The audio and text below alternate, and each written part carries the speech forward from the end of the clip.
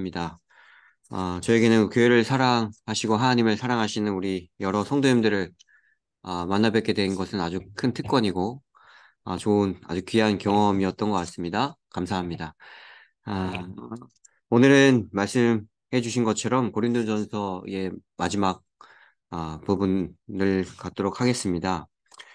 그래서 모든 부분을 다룰 수 없고 어, 우리가 고린도 교회에 많은 문제들이 있었죠.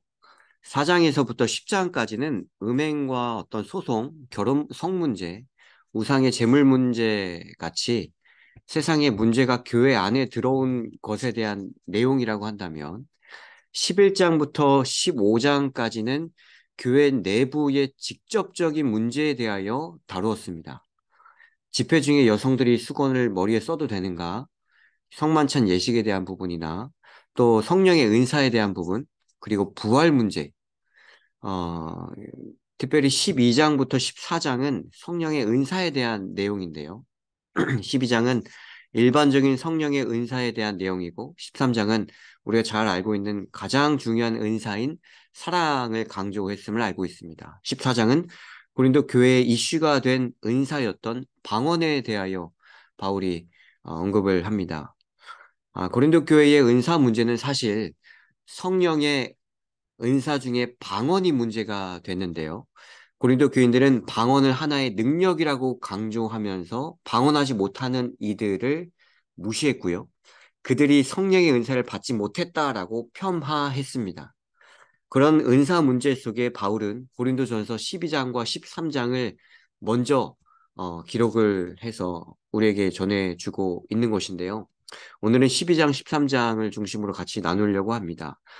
12장 4절부터인데요. 은사는 여러 가지나 성령은 같고, 직분은 여러 가지나 주는 같으며, 또 사역은 여러 가지나 모든 것을 모든 사람 가운데서 이루시는 하나님은 같으니, 각 사람에게 성령을 나타내심은 유익하게 하려 하심이라. 여기 계속해서 반복하는 말들이 나오죠. 여러 가지, 그 다음에 같다. 여러 가지, 같다. 무슨 말입니까? 은사는 하나님께서 주시는 선물로 여러 가지 다양성이 있으면서 같은 통일성을 가지고 있습니다. 은사의 종류가 여러 가지라고 하는 점에서 다양성이고요. 그죠? 은사는 여러 가지, 직분은 여러 가지, 사역은 여러 가지라고 했죠. 그런데 그 모든 은사는 사람이 아니라 누가 주신다고요? 하나님으로부터 나온다라고 하는 통일성, 같은 통일성을 갖고 있다는 것이죠. 그래서 7절을 보시면 성령의 역사가 각 사람에게 나타내는 것의 그 목적은 무엇인가? 각 사람에게 성령을 나타내심은 유익하게 하려 하심이라. 성령의 은사는 궁극적으로 교회를 유익하게 하기 위함이라고 말씀해 주십니다. 계속해서 8절입니다. 어떤 사람에게는 성령으로 말미암아 지혜의 말씀을, 어떤 사람에게는 같은 성령을 따라 지식의 말씀을, 다른 사람에게는 같은 성령으로 믿음을, 어떤 사람에게는 한 성령으로 병 고치는 은사를, 이 모든 일은 같은 한 성령이 행하사 그의 뜻대로 각 사람에게 나누어 주시는 것이니라 라고 했습니다. 모든 그리스도인이 한 가지 은사만을 소유할 필요도 없고요. 한 개인이 모든 은사를 소유할 수도 없습니다. 그리고 단 한 가지의 은사도 부여받지 못한 사람도 없습니다.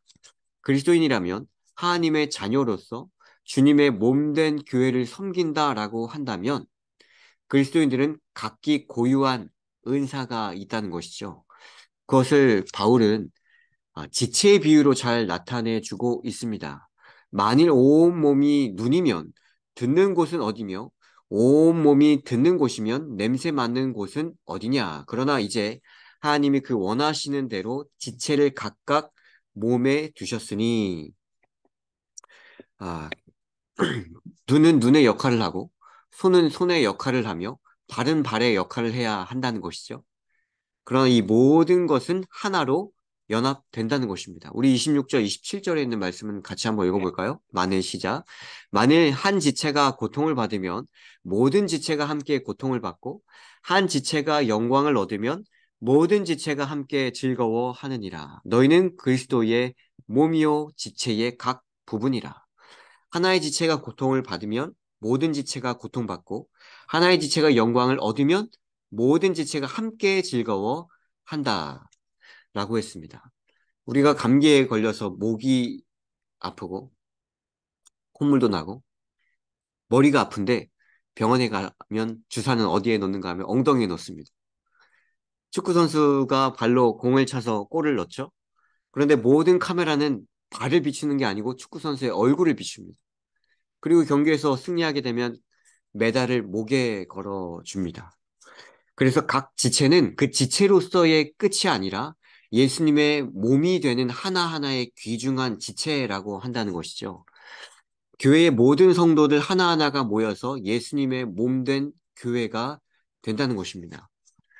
자, 고린도전서 12장 31절입니다. 그렇게 하면서 이제 사도 바울은 12장을 이렇게 정리하면서 13장으로 넘어갈 안내를 하는데요. 너희는 더욱 큰 은사를 사모하라.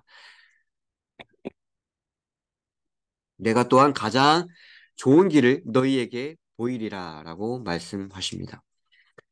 바울은 고린도전서 12장 마지막에 너희는 더욱 큰 은사를 사모하라고 말합니다.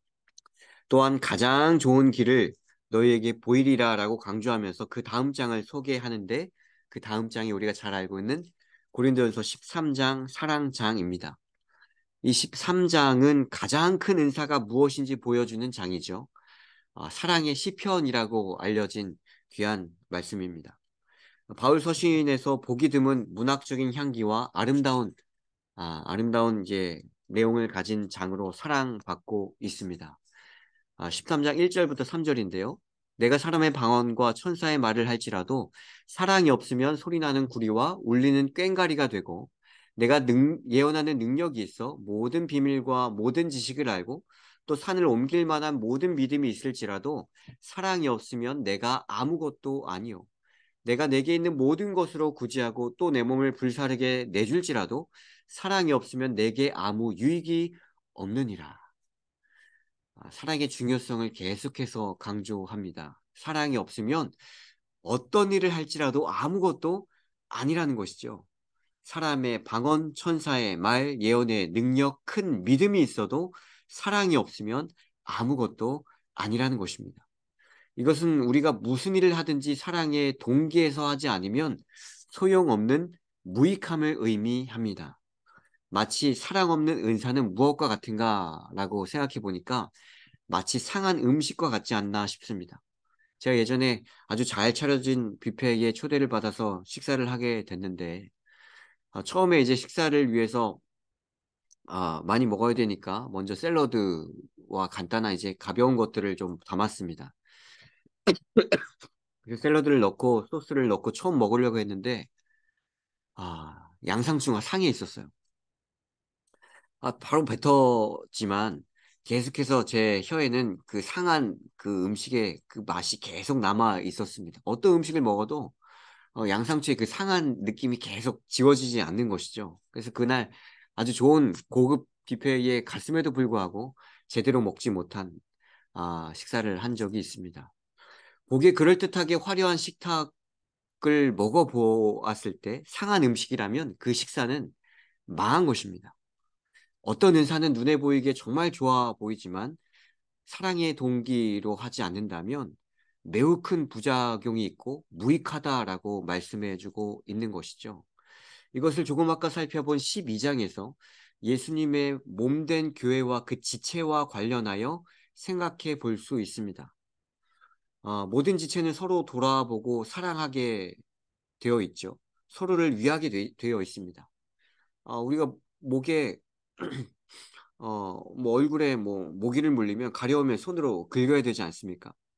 저에게 팔이 두 개가 있어요. 여기 그림을 보시면 팔이 두 개가 있습니다. 이 두 팔이 서로 사랑하지 않고 서로 다툰다면 이 팔은 사실 제 팔이 아닌 것입니다. 제 몸에 두 팔이 붙어 있지만 서로 사랑하지 않고 다툰다면 이 팔을 제대로 사용할 수 있습니까? 없습니까? 사용할 수 없는 것이죠. 차라리 없는 것과 똑같습니다. 내가 구제하고 헌신하고 방언을 한다 할지라도 주님의 몸된 지체로서 다른 지체를 사랑하지 않는다면 그것은 다시 말하자면 나는 주님의 몸된 지체가 아님을 스스로 주장하는 것입니다. 그러므로 주님의 몸된 지체라면 다른 팔을, 다른 다리를 사랑해야 한다는 것이죠. 사랑이 없으면 아무 유익이 없기 때문에 그렇습니다. 우리가 고린도전서 13장 4절부터 7절에 있는 말씀을 잘 알고 있습니다. 사랑의 15가지 정의인데요. 같이 한번 쭉 읽어보실까요? 사랑은 시작. 사랑은 오래 참고, 사랑은 온유하며, 시기하지 아니하며, 사랑은 자랑하지 아니하며, 교만하지 아니하며, 무례히 행하지 아니하며, 자기의 유익을 구하지 아니하며, 성내지 아니하며, 악한 것을 생각하지 아니하며, 불의를 기뻐하지 아니하며, 진리와 함께 기뻐하고, 모든 것을 참으며, 모든 것을 믿으며, 모든 것을 바라며, 모든 것을 견디느니라. 여기 15가지 정의 중에 처음과 마지막을 제가 색깔을 칠했습니다. 사랑은 오래 참고, 마지막 모든 것을 참으며 믿으며 바라며 모든 것을 견디느니라. 사랑은 오래 참는 것으로 시작해서 견디는 것으로 끝납니다. 13장에서 말하는 사랑의 정의라고 한다면 사랑은 한마디로 말하면 기다림이 아닐까 싶습니다. 기다림. 기다림은 시간 속에서 무르익어 가는 것이죠. 하나님은 사랑의 하나님이십니다. 우리 하나님의 기다림이 없었다라고 한다면 인류에게 희망이 있을까요? 없을까요? 희망은 없습니다. 하나님의 오래 참으심, 하나님의 인내, 하나님의 견디심이 없었다면 범죄한 인류는 또 이 지구는 아마 사라졌을 것입니다. 하나님을 섬기는 하나님의 교회의 성도들은 여러 가지 은사 중에서도 특별히 이 사랑의 은사를 사모해야 한다고 바울은 여러 번 강조를 합니다. 교회 안에 이렇게 많은 문제들이 존재하는 까닭은 바로 교회 안에 오래 참고 인내하는 사랑, 하나님의 사랑이 부재하기 때문이라고 할 수 있겠죠. 고린도전서 13장 8절입니다. 이제 후반부입니다. 사랑은 언제까지 떨어지지 아니하되 예언도 패하고 방언도 그치고 지식도 패하리라. 그런즉 믿음, 소망, 사랑 이 세 가지는 항상 있을 것인데 그 중에 제일은 사랑이라라고 말씀하십니다. 무슨 내용입니까? 사랑은 언제까지나 떨어지지 아니하되 예언도 방언도 지식도 패한다고 말합니다. 여기 나오는 예언이나 지식이나 방언은 고린도 교회의 여러 은사들 가운데 가장 대표적인 은사를 말합니다. 가장 많은 성도들이 흠모하고 갖기를 원하는 은사였을 것입니다.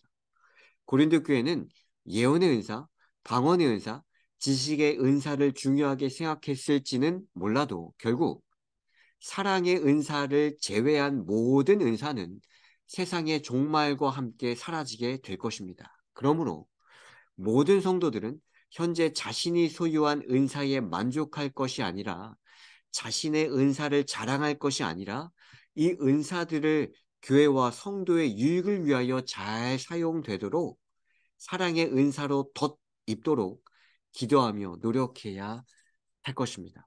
왜냐하면 사랑은 하늘에까지 결코 패하지 않고 영원하기 때문이죠. 아, 사도행전 2장에 최초의 성령의 은사가 어떻게 시작됐는지 우리에게 중요한 교훈을 주시는데요. 사도행전 2장 1절 보시면 오순절 날이 이미 이름에 그들이 다 같이 한 곳에 모여서 기도하죠. 그래서 4절에 보시면 그들이 다 성령 충만을 받고 성령이 말하게 하심을 따라 다른 언어들로 말하기 시작합니다. 그죠?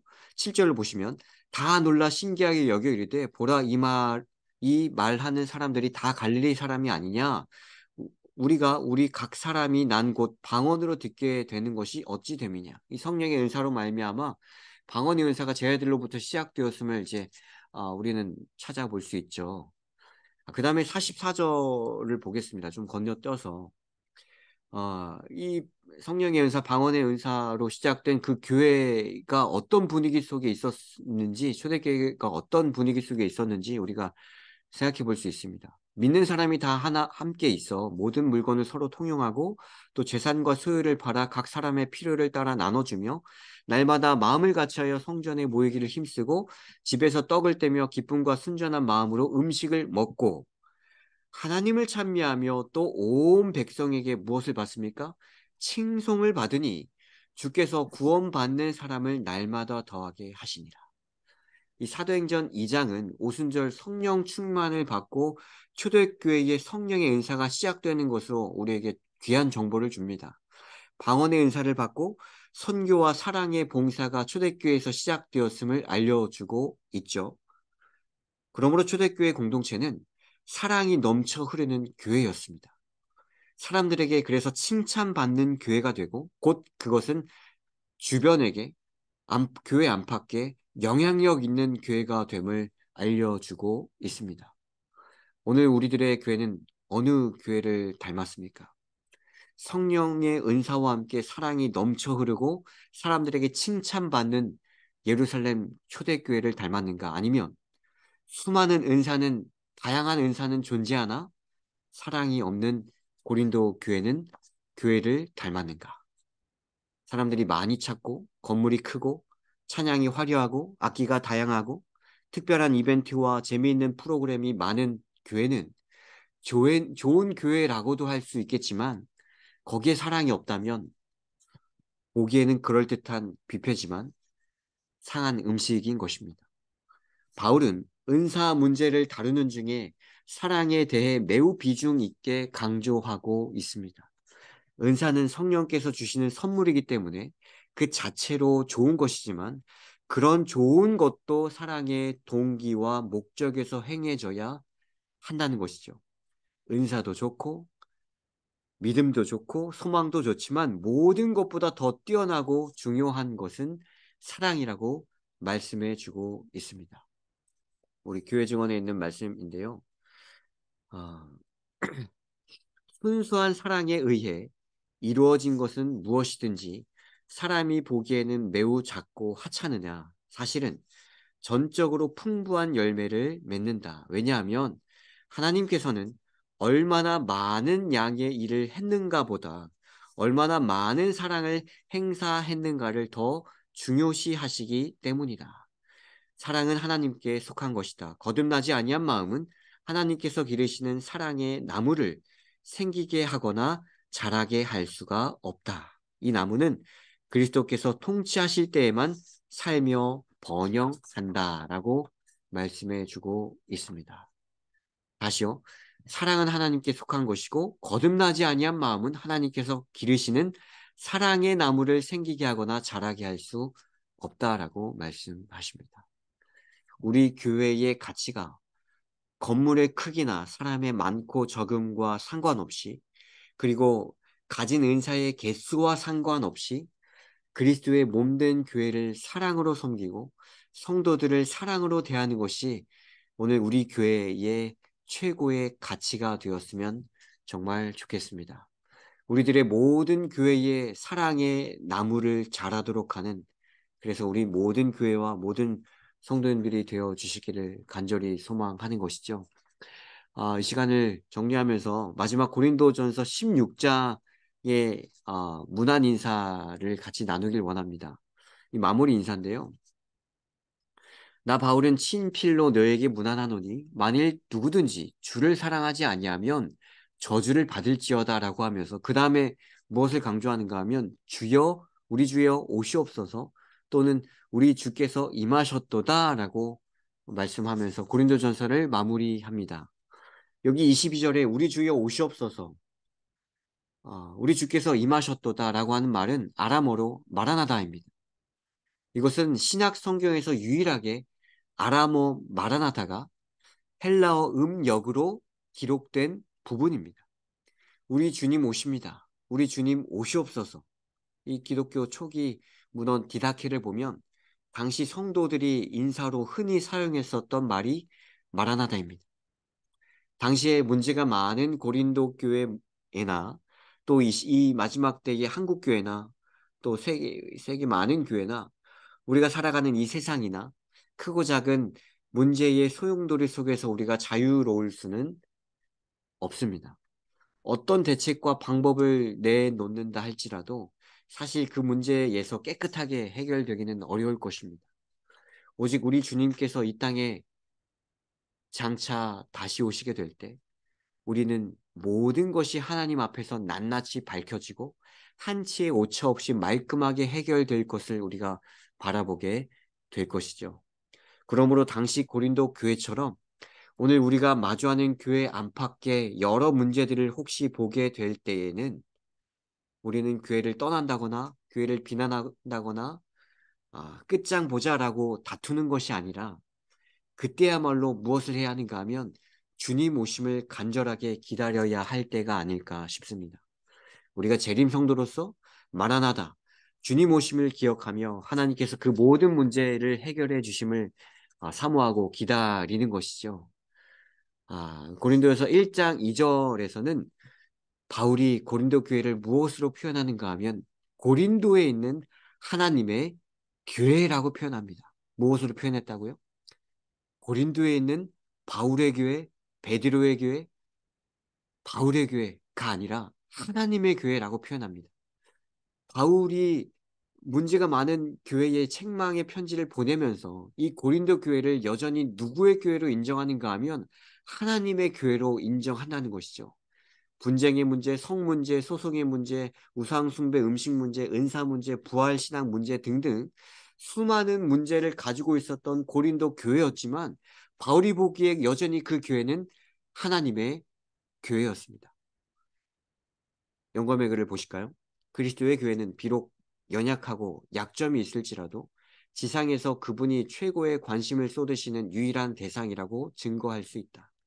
교회는 비록 연약하고 결함이 있어서 견책과 경고와 조언을 받아야 할 필요가 있지만 그것은 지상에서 그리스도께서 최고의 관심을 쏟으시는 유일한 대상이다.